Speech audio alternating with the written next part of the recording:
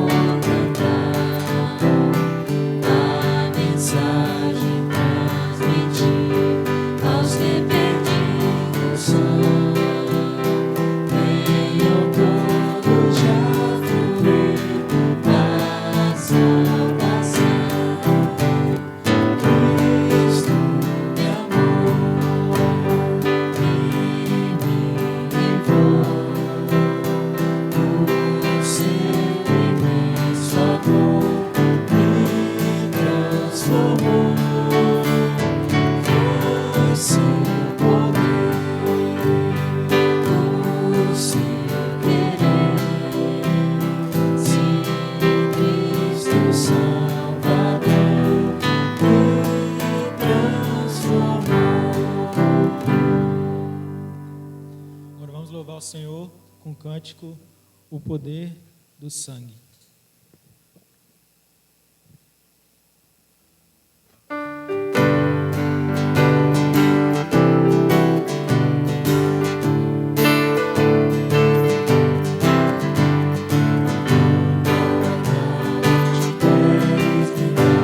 Seu sangue tem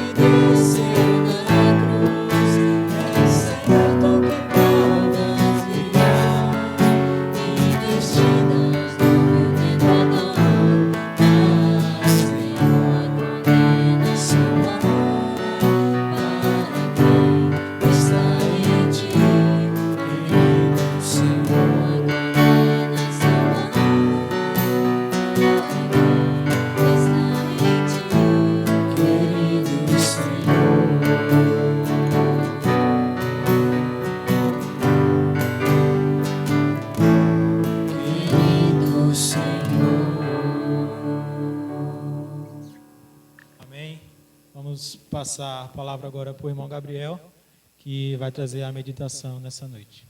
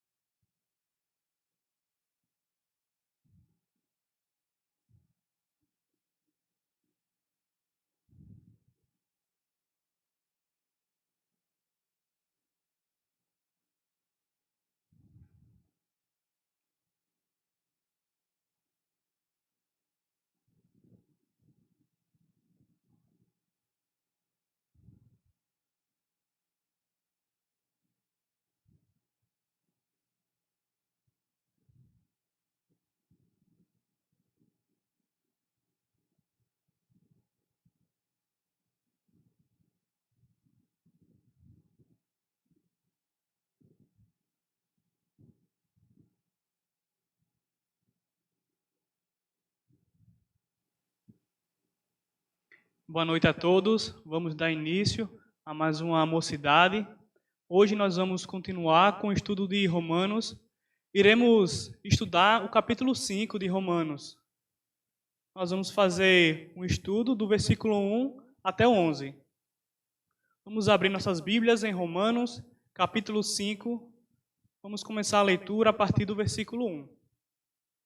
Vou iniciar. Justificados, pois, mediante a fé, temos paz com Deus, por meio de nosso Senhor Jesus Cristo, por intermédio de quem obtivemos igualmente acesso pela fé a esta graça na qual estamos firmes e gloriamo-nos na esperança da glória de Deus. E não somente isto, mas também nos gloriamos nas próprias tribulações, sabendo que a tribulação produz perseverança, e a esperança, experiência, experiência, esperança. Versículo 5. Ora, a esperança não confunde, porque o amor de Deus é derramado em nosso coração pelo Espírito Santo, que nos foi outorgado. Porque Cristo, quando nós éramos fracos, morreu a seu tempo pelos ímpios. Dificilmente alguém morreria por um justo, pois poderá ser que pelo bom alguém se anime a morrer. Versículo 8. Mas Deus prova o seu próprio amor para conosco pelo fato de ter Cristo morrido por nós, sendo nós ainda pecadores. Logo, muito mais agora, sendo justificados pelo seu sangue, seremos por ele salvos da ira. Porque se nós, quando inimigos, fomos reconciliados com Deus mediante a morte do seu Filho, muito mais, estando já reconciliados, seremos salvos pela sua vida.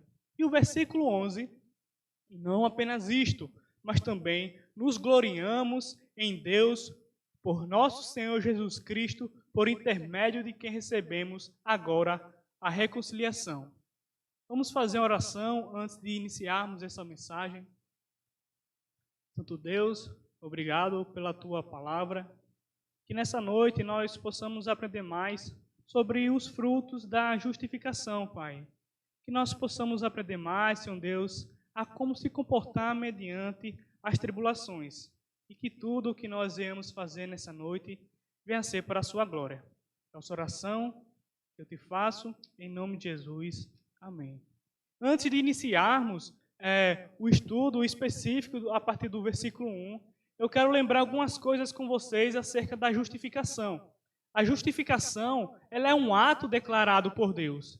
E por ser um ato declarado por Deus, ela é um ato único. Ou seja, não existe participação do homem na justificação. E outra coisa que nós temos que compreender acerca da justificação é que se você é justificado uma vez, você será sempre considerado justificado. A justificação não é um processo. Um exemplo que nós temos de processo na palavra de Deus é a santificação. Na santificação nós subimos um degrau por dia. Pode existir alguns dias que nós vamos descer um degrau. Pode existir outros dias que nós avançamos mais de um degrau. Mas a justificação não. A justificação é um ato único, é um ato declarado por Deus. Um exemplo bem legal que nós podemos tirar aqui é que imagine aquele irmãozinho que está passando por um momento não tão bom na sua fé. Ele está fraco na sua fé. Esse irmãozinho que está fraco na sua fé, ele é tão justificado quanto aquele irmão que está vivendo um momento mais piedoso em sua vida. Isso é algo maravilhoso que nós encontramos nessa doutrina da justificação. Eu sei que para alguns isso é até difícil de engolir. Como assim, Gabriel? Se eu sou justificado uma vez, eu serei sempre justificado. Mas como eu disse na última vez que eu preguei, esse é um ensinamento que, querendo ou não, mexe com o ego do ser humano. E o ser humano, ele tem a mania de querer atingir a sua salvação através das suas obras. Mas se você acredita que a justificação não é um ato único, não é um ato que é declarado por Deus, e se uma vez que você é justificado para sempre, eu tenho uma triste notícia para você. O que eu tenho a dizer é que você acredita em uma salvação por obras. E não é isso que nós estamos aprendendo no Evangelho, não é isso que nós estamos aprendendo nesse estudo de Romanos. E agora vamos iniciar o nosso estudo do capítulo 5. Vamos começar com os 2 primeiros versículos, que diz o seguinte: justificados, pois, mediante a fé, temos paz com Deus, por meio de nosso Senhor Jesus Cristo, por intermédio de quem obtivemos igualmente acesso pela fé a essa graça na qual estamos firmes e gloriamo-nos na esperança da glória de Deus. Nós podemos observar aqui alguns frutos da justificação. O primeiro fruto é a paz com Deus. O segundo fruto é que nós somos colocados no lugar onde existem as bênçãos de Deus. E o terceiro fruto é que a justificação nos habilita no contentamento de nossa glorificação futura e definitiva. Nós vamos estudar agora um pouquinho do primeiro fruto, que é a paz com Deus. Que esse é um ponto bastante interessante. Veja só, Paulo ele começa dizendo que nós temos o quê? Paz com Deus, e depois é o quê? Depois vem as bênçãos. Mas se nós fizermos uma comparação com alguns pregadores da atualidade, será que eles iriam falar isso? Será que eles iriam dizer, meu filho, a primeira consequência da justificação na sua vida é a paz com Deus? E aí, será que nós ouvimos isso alguma vez? Será que alguma vez você já ouviu isso da grande maioria dos pregadores da igreja brasileira? Ou será que você ouviu isso? Meu filho, vem para cá, aceita Jesus, que a sua vida vai ser transformada. Jesus tem uma bênção para a sua vida. Está vendo essa doença aí que você tem? Vem para Jesus, que Ele tem a cura para você. Jesus tem a bênção que você precisa. Recentemente teve um caso bem interessante. E aí foi mais ou menos assim. Você está com coronavírus? Vejam só, através dessa sementezinha aqui de feijão, com um valor simbólico de R$1.000, você vai obter a cura. Veja só a bênção que Jesus tem para a sua vida. Mas, meus irmãos, nós podemos observar aqui que essa não é a primeira consequência que o apóstolo Paulo fala. O apóstolo Paulo fala aqui, primeiramente, acerca da paz com Deus, porque o estado do homem é completamente terrível e assustador. O homem, ele era inimigo de Deus, mas através da justificação e pela graça de Deus, nós conquistamos a paz com Deus. Isso é uma obra de Deus, por conta do sacrifício de Jesus na cruz. E essa é a primeira consequência. O homem que era inimigo é reconciliado com Deus. E o que eu também tenho para dizer para vocês, isso pode ser até assustador, não sei, pode ser aterrorizante, mas se o seu estado ainda é de inimigo de Deus, a triste notícia que eu tenho para você é que você não pode se comunicar com Deus. Você não pode obter essas bênçãos que Deus tem para os seus filhos. Por quê? Porque o seu estado ainda é um inimigo de Deus. O inimigo de Deus não tem paz com Deus. Consequentemente, não tem o direito às bênçãos de Deus e não pode contemplar a glória futura, não pode contemplar o porvir. Uma frase bem interessante que eu gosto muito, ainda acerca das bênçãos, que existem algumas pessoas que priorizam isso, é que o Dr. Lord Mike Jones, ele diz mais ou menos o seguinte: quem busca Deus por conta das bênçãos, quem busca Deus primeiramente por conta das bênçãos, é um tolo. Ou seja, que nós não venhamos priorizar um relacionamento com Deus por conta simplesmente das bênçãos que Deus nos pode dar. Mas que nós venhamos buscar o Deus da bênção. Isso sim é algo muito mais maravilhoso, isso sim é algo que pode saciar e preencher a nossa alma. Isso é uma grande consequência que nós temos quando nós estamos com paz com Deus. E agora eu pergunto, medite um pouco, qual a sua situação perante Deus? Será que hoje você ainda é inimigo de Deus? Ou será que você tem paz com Deus? E essa paz que nós obtemos não é qualquer paz. Nós podemos observar no mundo que várias pessoas estão atrás de paz. O mundo pensa que pode conquistar uma paz eterna, uma paz sem guerra. Existem pessoas, adultos, jovens e crianças que têm conflitos em suas mentes e querem uma paz em suas mentes. Existem jovens que têm conflitos em suas famílias e eles querem uma paz. Existem homens e mulheres que têm problemas em seus relacionamentos, em seus casamentos, e eles buscam alguma paz para resolver esse problema. Mas a grande questão, essa paz que essas pessoas buscam, elas não buscam uma paz com Deus. O que elas buscam é uma paz que venha satisfazer temporariamente esse momento, esse vazio que eles estão sentindo. Por exemplo, um jovem que tem problema com a família, ele vai buscar o quê? Ele pode buscar pornografia, ele pode buscar relacionamento com outras garotas, ele pode buscar uso de drogas. A mesma coisa é uma jovem, ela busca um rapaz para satisfazer essa paz. Ela busca as drogas, a pornografia, para que ela venha ter um pequeno momento de paz.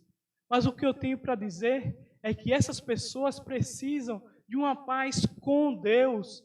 Nenhum desses momentos, nenhum desses prazeres irá satisfazer e deixar completamente satisfeito. Isso é algo temporário. Mas somente uma paz com Deus vai fazer com que você venha superar esses momentos. E a partir do momento que você é justificado com Deus, não existe mais um obstáculo, uma muralha que te separa entre um homem e Deus, entre o inimigo que é o homem e Deus. Essa inimizade não existe mais, porque através da justificação, essa barreira é quebrada e o homem passa a ter um relacionamento com o seu Criador. Uma coisa bem interessante que nós encontramos no versículo 2 é que nós começamos a ter o acesso à graça, ou seja, por conta da justificação, nós temos o acesso à graça. Vamos fazer, para a gente compreender esse versículo, essa questão da graça, vamos fazer o seguinte exemplo. Imagine um palácio. E nesse palácio, quem governa é um rei. Nós, pecadores, nós, os ímpios, vivemos do lado de fora. Mas esse rei, ele tem um filho. E esse filho, ele consegue vestes novas para essas pessoas que vivem do lado de fora. Esse filho consegue um certificado para que essas pessoas possam entrar. E se nós pararmos para pensarmos um pouco, foi isso que Jesus Cristo fez conosco. Através do teu sacrifício na cruz, hoje nós temos o acesso ao Pai, que é Deus. E agora nós podemos contemplar todas as coisas que existem nesse palácio e também nós podemos ter o quê? O contato com o Rei, que é Deus. Ou seja, isso é mais um fruto da justificação que é maravilhoso. E Cristo é o caminho que nos leva até Deus. E para nós trilharmos esse caminho, para nós andarmos nesse caminho, não precisamos pagar pedágio. Porque o preço já foi pago. O Filho de Deus pagou o preço para que nós possamos ter acesso ao Pai. E com isso nós não precisamos temer o futuro. E nós começamos a fazer o quê? Anseiar pela glória futura. Ou seja, através da justificação, nós temos paz com Deus e nós temos acesso ao Pai. E outro benefício que nós encontramos na justificação é a expectativa da glória. A expectativa da glória futura. Ou seja, vejam só que interessante.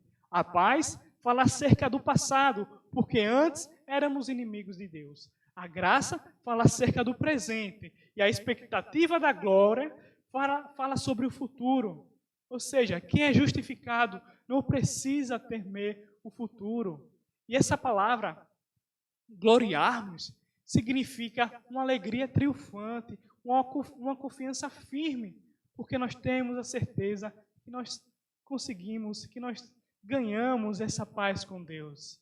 Ou seja, o justificado, ele tem anseio pelas coisas que ainda virão, ele tem anseio pelo futuro, pelo dia que ele irá ficar face a face com o seu Criador. Ou seja, o filho, ele vai anseiar pelo dia que ele irá ficar frente a frente com o seu pai. Ou seja, esse é outro fruto da justificação, meu amigo.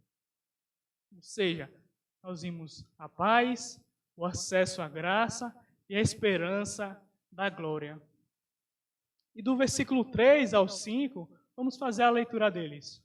E não somente isto, mas também nos gloriamos nas próprias tribulações, sabendo que a tribulação produz perseverança, e a perseverança, experiência, e a experiência, esperança. Ora, a esperança não confunde, porque o amor de Deus é derramado em nosso coração pelo Espírito Santo que nos foi outorgado. Agora, sabe o que o Paulo faz? Ele adiciona algumas coisas. Por quê? Porque nós somos salvos e somos filhos de Deus.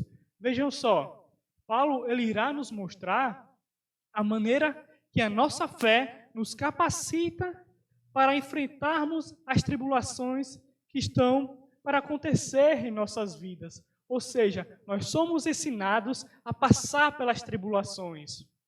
Uma coisa bem interessante é o que Jesus falou para os seus discípulos.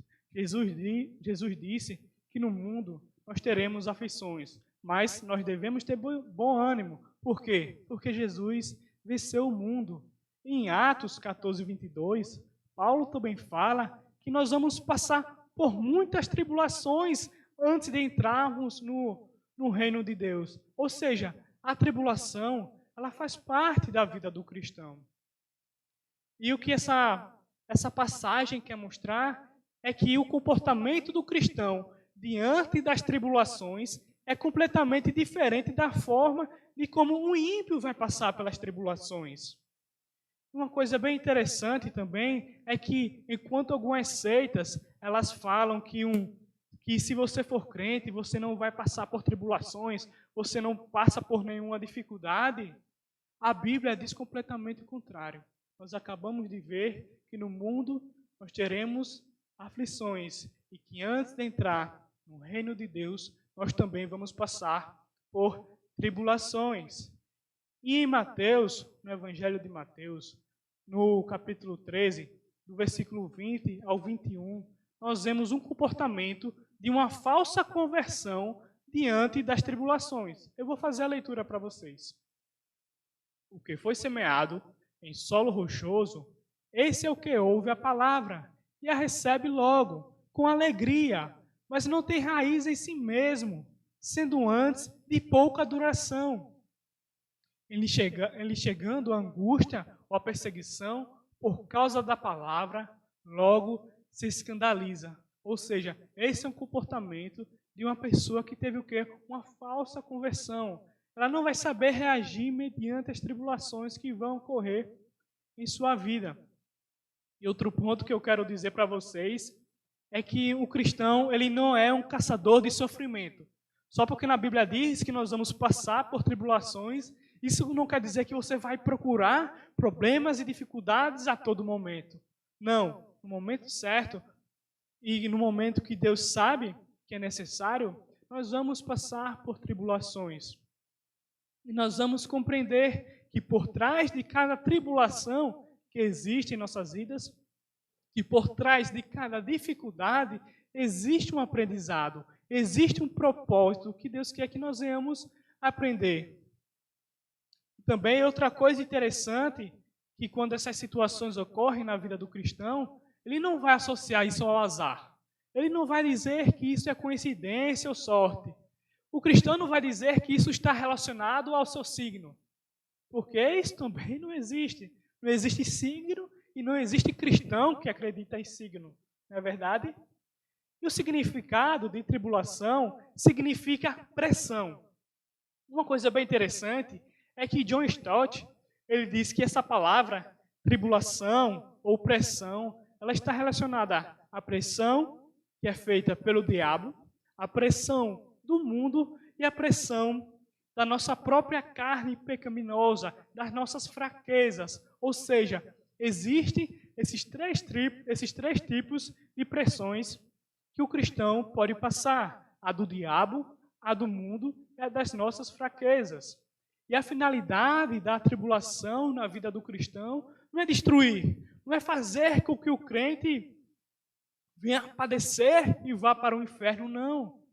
A finalidade da tribulação na vida do cristão é moldá-lo, é lapidá-lo, é fazer que o seu caráter venha melhorar, é fazer com que o cristão seja mais parecido com Cristo Jesus.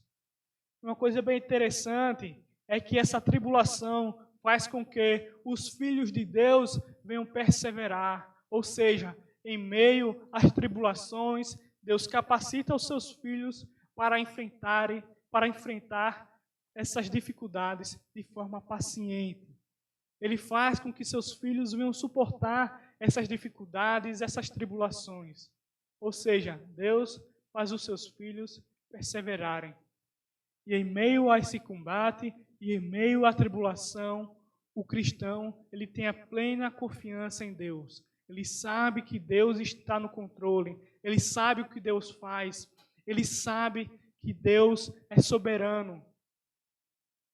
E outra coisa bem interessante, outra consequência da justificação, é que a perseverança, ela vai produzir experiência na vida do cristão.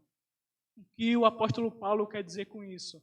Não teve essa dificuldade que você passou na sua vida, não teve essa aprovação que você acabou de passar, essa tribulação. Você conseguiu chegar na linha de chegada após essa tribulação em sua vida?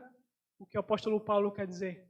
Parabéns, você passou no teste. Você pode ser considerado um verdadeiro cristão.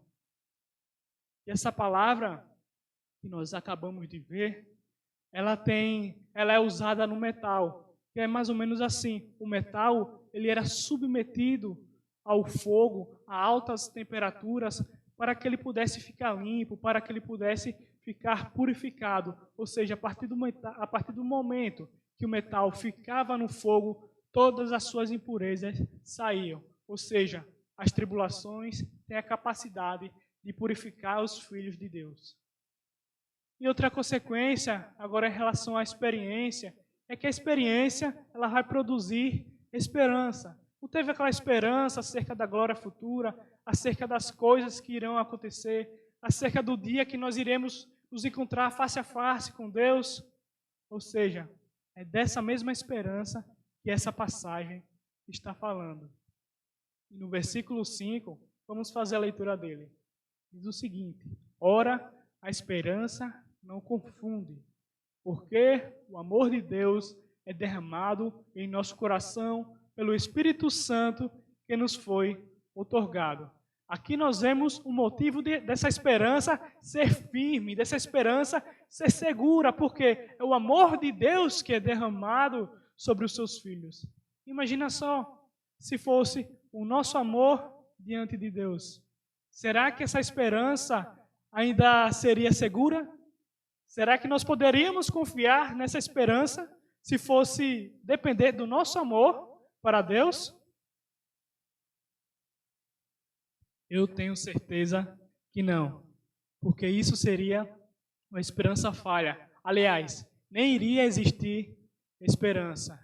E essa palavra derramado quer dizer que o coração dos filhos de Deus, daquelas pessoas que nasceram de novo, são completamente inundadas, são transbordados pelo amor de Deus. E é esse amor que controla o coração dos filhos de Deus.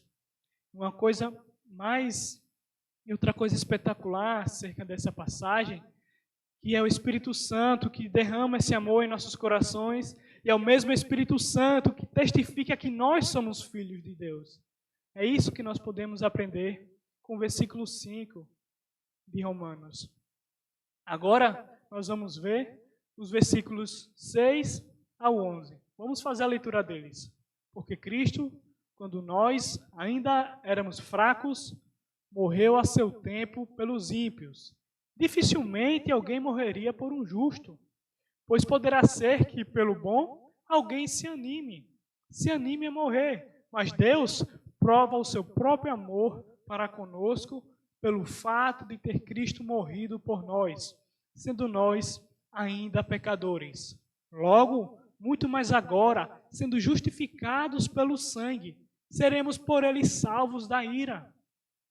Porque se nós, quando inimigos, fomos reconciliados com Deus mediante a morte do seu Filho, muito mais estando já reconciliados, seremos salvos pela sua vida. E não apenas isto, mas também nos gloriamos em Deus por nosso Senhor Jesus Cristo, por intermédio de quem recebemos agora a reconciliação. Ou seja, grifem as seguintes palavras na Bíblia de vocês: fracos, ímpios, pecadores e inimigos. Olha só, vendo essas palavras, o que vem na mente de vocês? Eu vou dizer, isso quer dizer que nós merecíamos a ira de Deus. A ira de Deus deveria recair sobre nós que somos pecadores, que fomos considerados seus inimigos. Mas vocês sabem o que Deus fez? Deus resolveu simplesmente não punir o objeto da sua ira. E como nós vimos em algumas mensagens passadas, o objeto da ira de Deus não fui eu, nem foi você. O objeto da ira de Deus foi o seu único Filho, Cristo Jesus. E nessas passagens nós encontramos a maior manifestação de amor que o mundo já viu.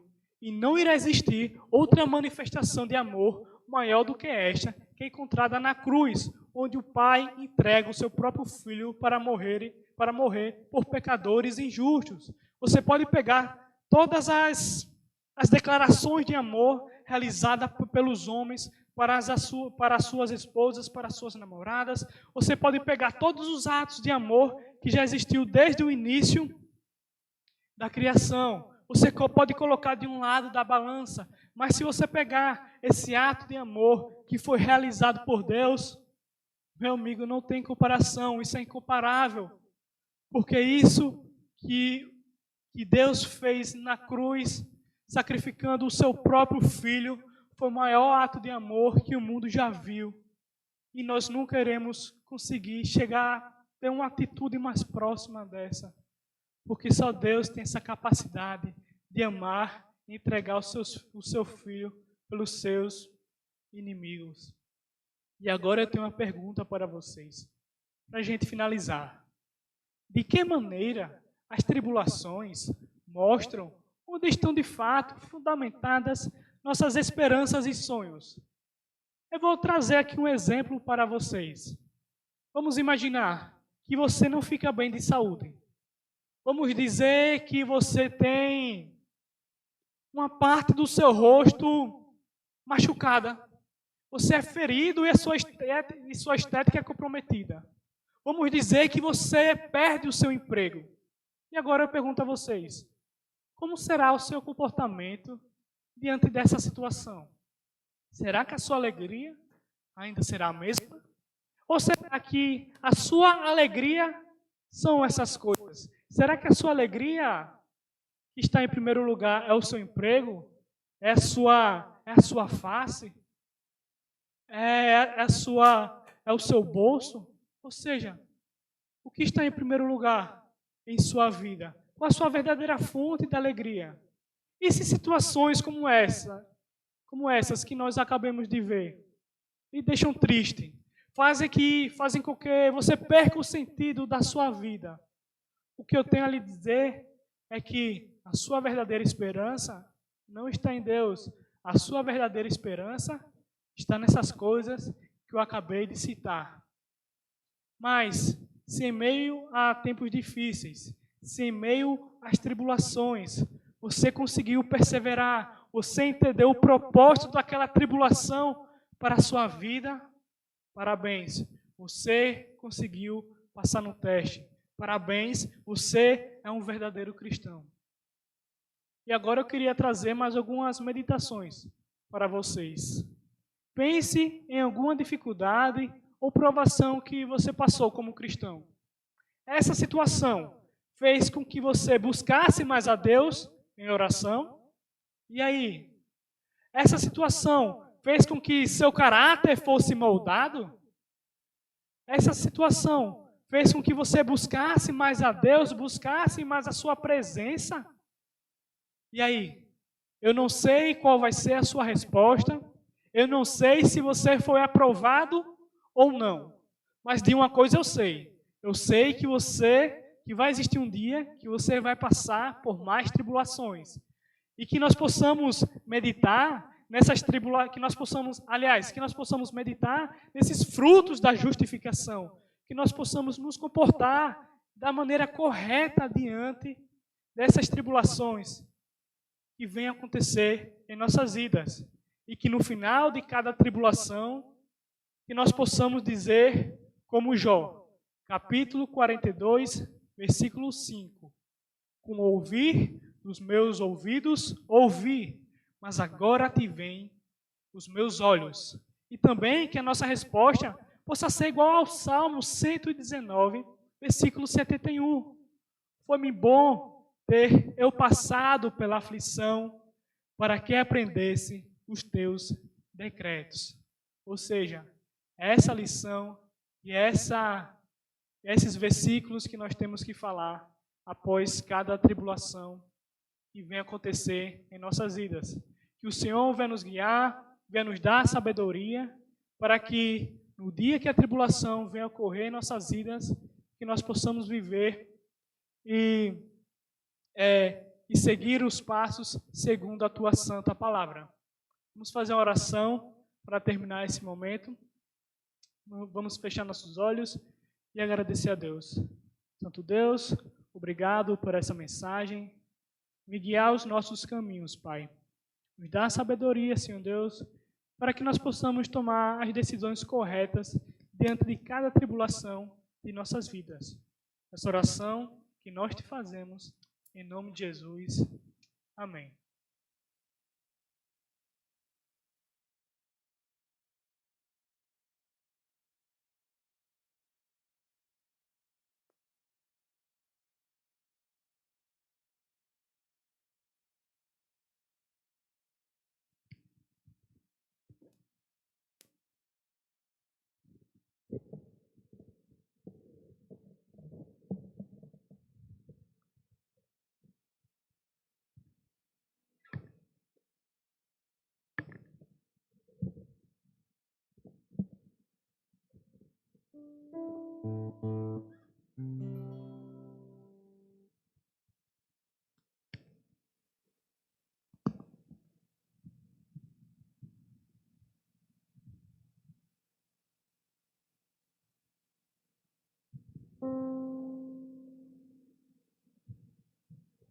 Amém? Vamos louvar agora com o cântico Santa Vocação para finalizarmos.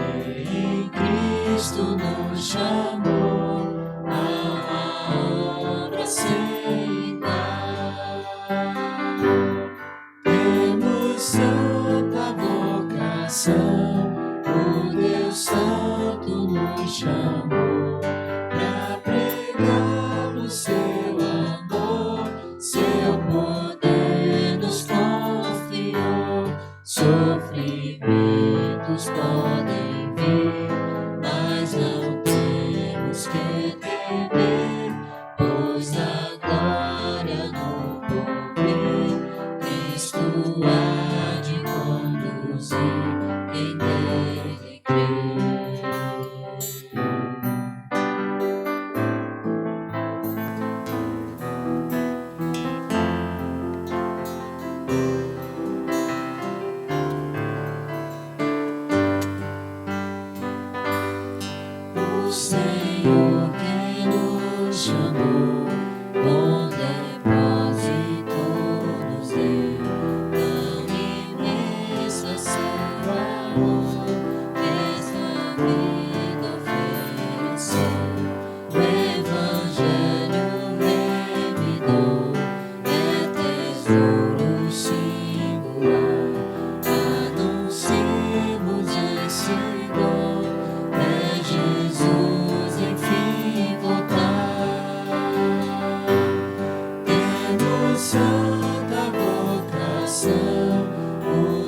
Santo nos chamou pra pregarmos seu amor, seu poder nos confiou. Sofrimentos podem vir, mas não temos que temer, pois a glória no porvir, Cristo há de conduzir quem nele crê.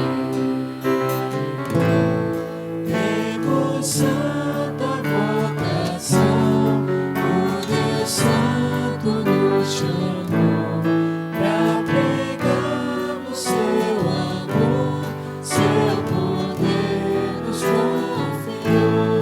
Sofrimentos podem vir, mas não temos que temer, pois a glória no porvir, Cristo há de conduzir quem nele crê.